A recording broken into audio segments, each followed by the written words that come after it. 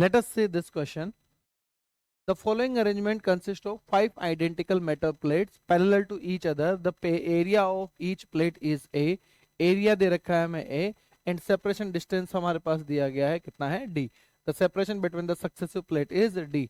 The equivalent capacitance between P and Q. P और Q के बीच में हमें equivalent capacitance निकालना है. तो देखिए अगर हमारे पास में ये A पॉइंट है तो ये कौन सा हो जाएगा हमारे पास में P पॉइंट. ये A पॉइंट यहाँ पे कनेक्टेड है तो ये भी क्या हो जाएगा A.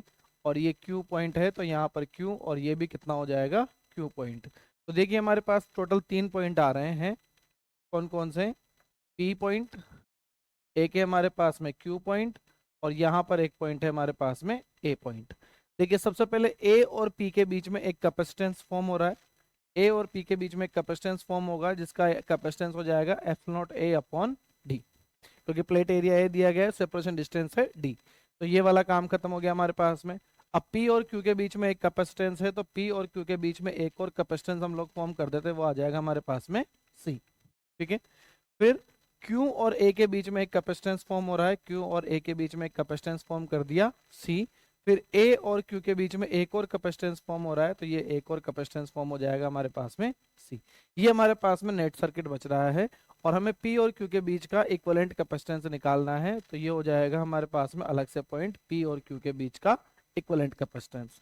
अब देखिए ये इक्विवेलेंट कैपेसिटेंस है तो हमारे पास कंसेप्ट यूज हो जाएगा यहाँ पे सीरीज एंड पैरेलल कॉम्बिनेशन.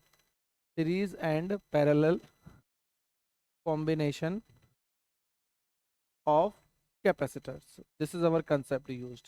हमें सीरीज और पैरेलल कॉम्बिनेशन को सॉल्व करते हुए इक्विवेलेंट कैपेसिटेंस निकालना है.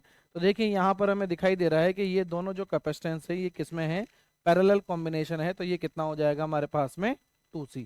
तो अगर हम लोग एक नया सर्किट बनाए तो नया सर्किट हमारे पास में क्या बनेगा, ये पॉइंट P, यहाँ पर एक कैपेसिटेंस है C, ये पॉइंट हो जाएगा हमारे पास A और यहाँ पर पॉइंट Q है, यहाँ पर एक कैपेसिटेंस आ रहा है 2C और P और Q के बीच में एक और कैपेसिटेंस फॉर्म हो रहा है दैट इज C.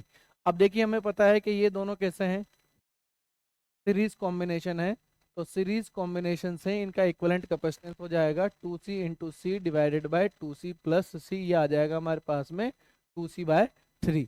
तो अगर इसका इक्विवेलेंट सर्किट मैं फॉर्म करूं तो हमारे पास में ये P पॉइंट, यहाँ पर एक कैपेसिटेंस आ जाएगा 2C/3 और यहाँ पर एक कैपेसिटेंस आ जाएगा हमारे पास में C और ये पॉइंट हो जाएगा Q.